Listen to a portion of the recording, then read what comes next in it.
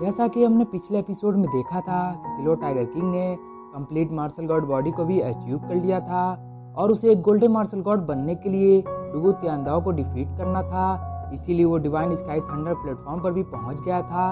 अब आगे इस एपिसोड की शुरुआत में हम सिलो टाइगर किंग को देखते हैं जो कि उस प्लेटफॉर्म पर चढ़ जाता है। तभी उसके अंदर से बहुत एनर्जी रिलीज होने लगता है, जिसे देखकर डुगू तियांदाओ कहता है कि ये तो इस दुनिया के बेस्ट बॉडी में से अल्टीमेट मार्शल गॉड बॉडी है जिस पर 10,000 स्टार साइन करते हैं। तब सिलो टाइगर किंग कहता है कि मुझे बहुत अच्छा फील हो रहा है, मानो कि मैं इस कर्ज से आज़ाद हो गया हूँ। जिस पर डुगू तियांदाओ कहता है कि बधाई हो सिलो टाइगर किंग, तुमने अल्टीमेट मार्शल गॉड बॉडी को भी अवेक कर लिया है, पर इसके साथ ही तुमने इस दुनिया के लिए एक बहुत ही पावरफुल मार्शल गॉड बॉडी कर्ज को भी एक्टिवेट कर लिया है। तो अब तक तो तुमने सोच ही लिया होगा कि तुम्हें कैसे मरना है। जिस पर सिलो टाइगर किंग कहता है वो मुझे नहीं बल्कि ये तुम्हें सोचना है कि तुम कैसे मरना चाहते हो। जिस पर डुगू तियांदाओ कहता है कि तुम्हारे जैसे बेवकूफ़ ह्यूमंस हमारे पावर को नहीं समझ सकते हैं और भले ही ये सिर्फ मेरा एक क्लोन है पर ये तुम्हें मारने के लिए काफ़ी है। तब तियांदाओ सिलो टाइगर किंग पर अटैक कर देता है। तो सिलो टाइगर किंग भी अपने अल्टीमेट मार्शल गॉड बॉडी के पावर का यूज़ कर उस पर अटैक कर देता है और उन दोनों के अटैक के टकराने की वजह से वहाँ पर बहुत एनर्जी रिलीज होने लगता है और इस चीज़ को देखकर सब बहुत हैरान हो जाते हैं। तब हम सिलो टाइगर किंग को देखते हैं जिसके अटैक की वजह से तियांदाओ थोड़ा पीछे हो गया था।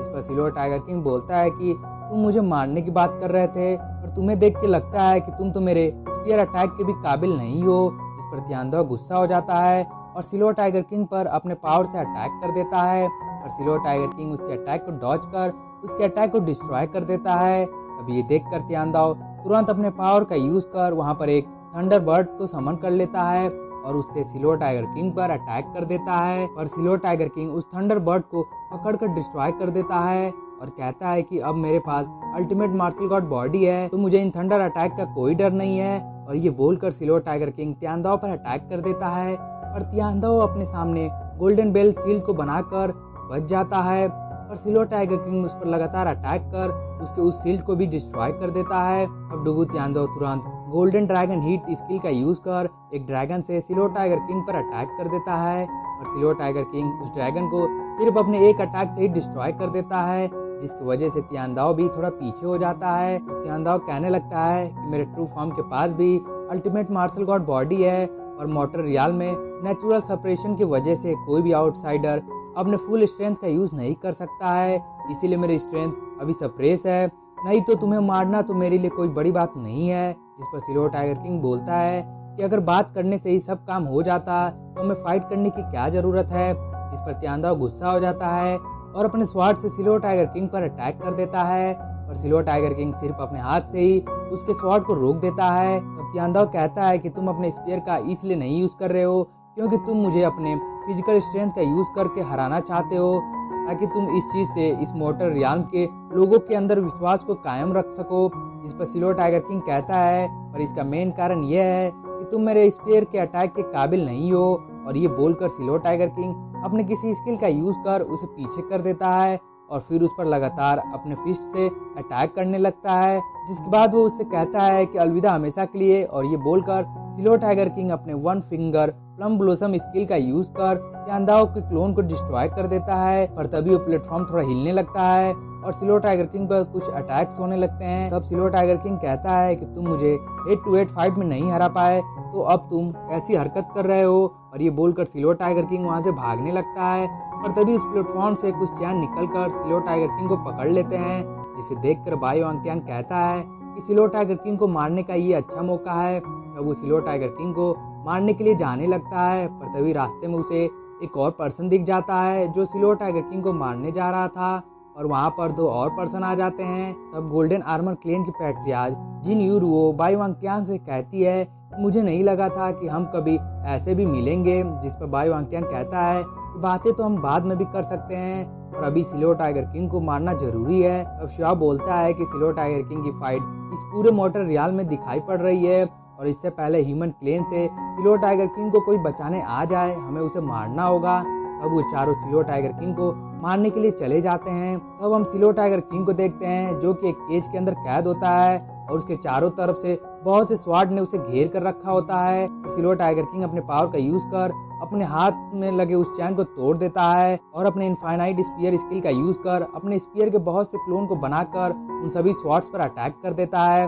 और इसके बाद भी उसे कुछ स्वॉर्ड आकर लग जाती हैं और इससे सिल्वर टाइगर किंग को कुछ फर्क नहीं पड़ता है। तब सिल्वर टाइगर किंग अपने पावर का यूज कर उस केज को भी डिस्ट्रॉय कर देता है। तब वो सभी स्वॉर्ड एक में मर्ज हो गई थी। तो ये देखकर सिल्वर टाइगर किंग अपने पावर से उस स्वॉर्ड को भी डिस्ट्रॉय कर देता है और कहता है कि अब मैंने अल्टीमेट मार्शल गॉड बॉडी को अचीव कर लिया है और अब मैं एक परफेक्ट गोल्डन मार्शल गॉड बनने के बहुत करीब हूँ। और तभी एक energy ball silver tiger king के चारों तरफ घूमने लगता है और सिल्वर टाइगर किंग के सामने एक पोर्टल खुल जाता है जिसके अंदर वो एनर्जी बॉल चला जाता है, जिस पर सिल्वर टाइगर किंग कहता है कि ये मुझे अपने पीछे आने को बोल रहा है और ये बोलकर वो भी उस पोर्टल के अंदर चला जाता है। तो अब हम सिल्वर टाइगर किंग को उस पोर्टल के अंदर किसी अजीब जगह पर देखते हैं जहाँ पर एक क्रोन था और तभी आसपास की एनर्जी उस क्रोन के अंदर जाने लगती है और वहाँ पर एक सैक्रेड बीस्ट अपीयर हो जाती है जो सिल्वर टाइगर किंग से कहती है कि मैं लूनार गॉड क्लेन की protecting beast lunar sacred deer हूँ। जिस पर सिल्वर टाइगर किंग कहता है कि तुम